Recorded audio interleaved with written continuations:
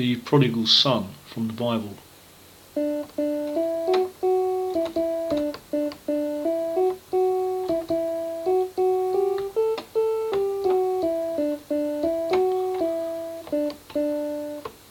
There was once a man who had a big farm.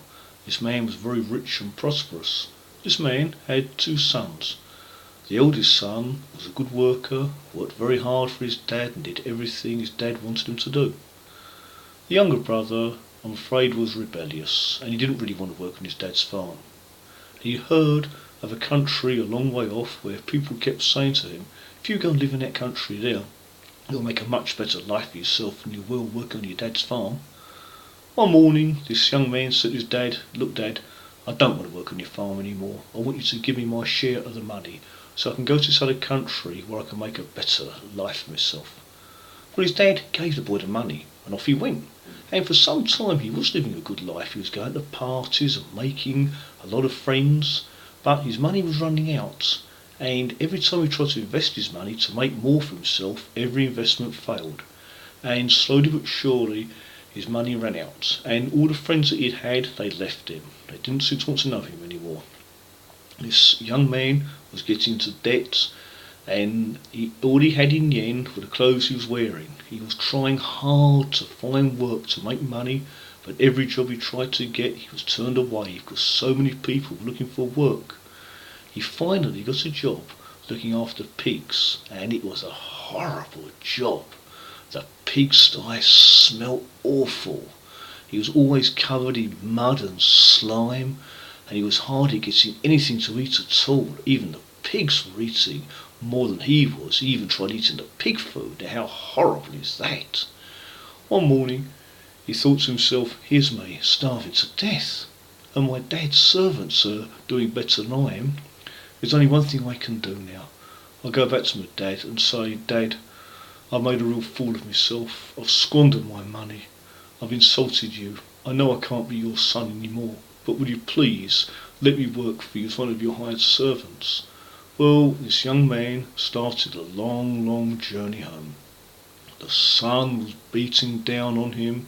His clothes were falling off him. His shoes were falling off his feet. He hadn't gone many miles when his shoes just fell apart and he had to carry on bare feet.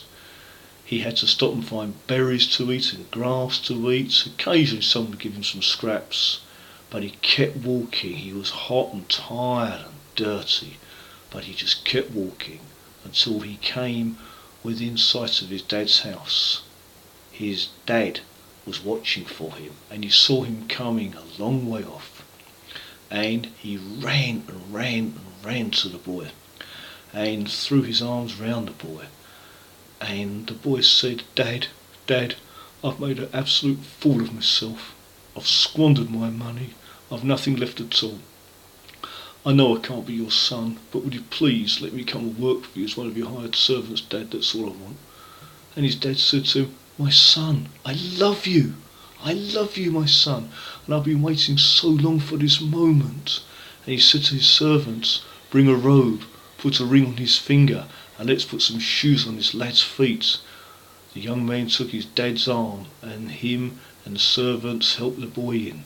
And there was a feast going for him, and everybody was dancing to the music.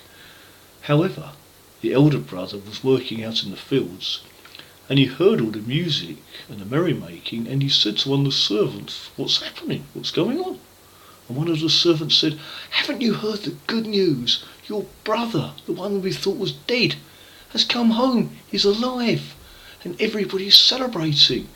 But the elder brother, I'm afraid, was very angry, and he said, that useless, lazy, good-for-nothing, he goes off and squanders his money, insults us, makes a fool of himself, and he comes crawling back here, and you think I'm going to go in here and celebrate? I don't think so. The father came out, and he said to the elder brother, my son, why aren't you in there with the rest of us, celebrating your brother coming home? We thought he was dead, and now he's come home, he's alive.